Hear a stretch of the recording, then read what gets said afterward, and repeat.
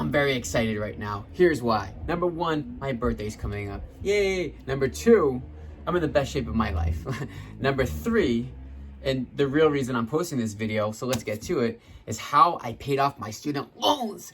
Yes! Finally, after 8+ years. Okay, my loans are pretty much paid off. They're all paid off, student loans. I crushed the last payment. So I always say the things like, if I knew what I knew back then now, or if I knew now what I knew back then, where would you be? Where would I be? Well, those student loans would probably be paid off faster. But I'm happy to pass on some information so anybody that's watching can use this as leverage, as tools.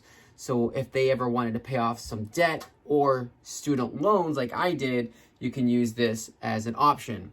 So how I was able to pay off my student loans a little bit faster was, yeah, obviously automatic withdrawal checks, you have to pay them. But with my mortgage, some of you renters might be saying, well, what? Wait a second, how'd you do that?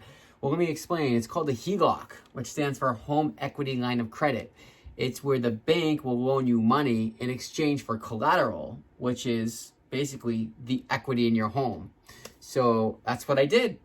I was able to do that because with student loans, the interest rates, sometimes they fluctuate or they're just really up here like this. They're pretty high.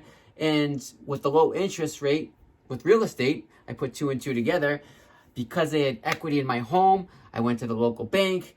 We sat down 15, 20 minutes, looked at my financials and had equity in the house, got the HELOC, and voila, I paid off my student loans. Now, I didn't do it in, 3 months or 2 months, but basically I was able to reduce the payment that I was making basically from student loans to the bank because the interest rates were lower, and as a result I was able to pay more now towards the principal. The principal is basically what you want to crush and nail, and the interest rate was like minute compared to what the interest rate was when I was originally going to school. So interest rate was up here for student loans, used my mortgage, collateral, home equity line of credit, got the interest rate like this, and voila. So just wanted to show that sometimes owning a mortgage, when people say, why pay, your landlord when you're paying rent, all these things,